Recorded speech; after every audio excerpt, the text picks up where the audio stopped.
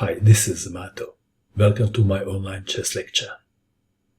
In this video I will show you a game between Manfred Eiber and Ewald Gossmann. This very instructive chess game was played in Nuremberg. In 1987, Manfred Eiber started with d4. The game will transpose to e4 opening. g6, e4, bishop to g7, and now not c4, but knight to c3, d6, and we have the Pirc defense. Bishop to c4, knight to f6, queen to e2, intending e5, knight to c6, attacking the pawn on d4, e5, knight takes on d4. Player with the black pieces follows the game short and miles, and he found an improvement for black. Let's see, what is it? The game continued. As in the game, short miles. Pawn takes knight. Knight takes on e2. F takes on g7. Rook to g8. Knight takes on g2. And now, rook takes on g7 was played in the game. Short and miles. And then, white played bishop to h6. After c6, white also plays bishop to h6. So bishop to h6 is a pattern to follow. e5. And now this is the critical position of the game. It is white to move. What would you do in this position if you had white pieces? If white continued blindly with a standard pattern move, and that is bishop to h6, then black is winning, believe it or not. How is black winning in this position? Then black plays queen to h4, forking two bishops. Even after check, c6, and one of the bishops is gone. Back to our game.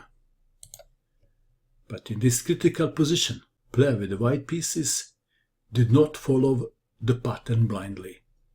He played the best move, knight to e4, daring black to play d5. c6.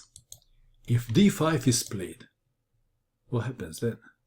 Then bishop takes on d5, and if queen takes on d5, knight to f6 check, family fork. Back to our game. After knight to e4, c6 now threatening d5, maybe. White to move. This is another critical position of the game. Please pause and find the best move for white. What did you find? Did you find the castling? This is the move played in the game, but this is not the strongest move. When it's your turn, you first look for checks, then for captures, and then you try to make threats. The best threat is bishop to g5, and this is a winning move. One line goes like this.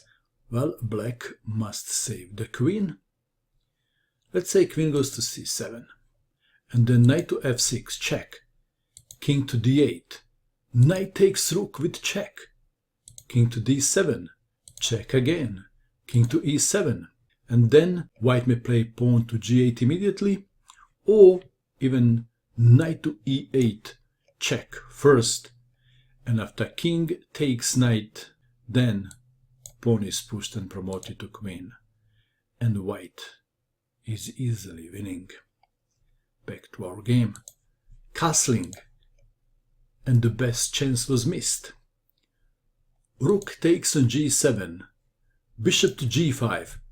White is one move late. The pawn on g7 is gone. But this is not the end of the trouble for player with the black pieces. Queen to c7, knight to f6 check, king to f8.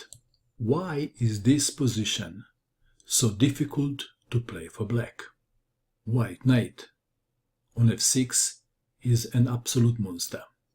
White dark squared bishop has no opposition on the dark squares. White king is safer than black king. Black has two pawns in the center, against 0 white pawns. The question is, can these 2 extra pawns be useful for the player with the black pieces? The game continued. Bishop to h6, pinning the rook. Queen to e7, attacking the knight. Knight takes on h7 check. King to g8. Bishop to g5, attacking the queen. Queen to c7. Knight to f6 check. King to f8. Rook from a to e1. d5, bishop to b3. b5. Knight to c3. Queen to d6. White to move. Knight takes on b5 was played. C takes on b5. Bishop takes on d5, attacking the rook. Rook to b8. Rook to e4. Where is the rook going? Can you see where is the rook going? Bishop to b7. Bishop takes on b7. Rook takes on b7. And now rook to h4, intending rook to h8. Black to move. Queen to h6 was played. If king goes to e7, then knight to e4, check, winning the queen. So player with the black pieces played queen to a6, placing the queen far away from the knight. Rook to h8, check. King to e7, rook to e8, check. King to d6. How would you continue now? Which one of the white pieces is not participating in the game? It's rook on f1, rook to d1 check, king to c7. White played a move and black resigned, and the move is... what would you do? Knight to d5 check, black resigned. If king goes to d7, then knight to b4, discover check, the monster knight reached the queen. If queen goes to d6, let's take it back. How about king takes rook? This move also has a tiny downside. And that is, what is it? Rook to d8 checkmate. And if queen goes to d6, then rook to d8 check. And after king to e6, rook from 1 takes on d6, check. And I guess we can stop here. White is 2 pieces up. This battle between the queen and the minor pieces reminds me of a battle between a lion and hyenas. A pack of hyenas can easily kill a lion. What do you think of this game?